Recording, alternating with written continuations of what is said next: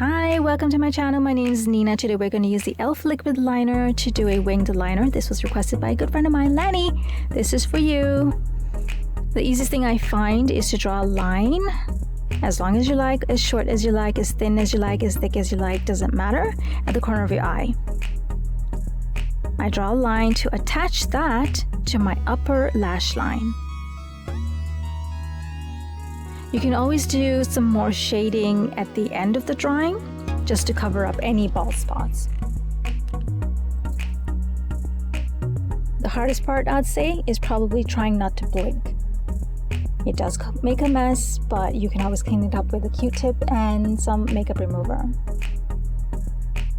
I draw a line straight across from my upper lash line to attach it to the other side.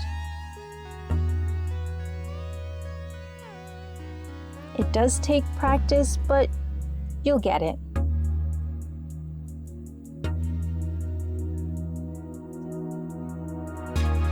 And that's just about it. Hope this tutorial was educational for you. See you on the next one. Bye.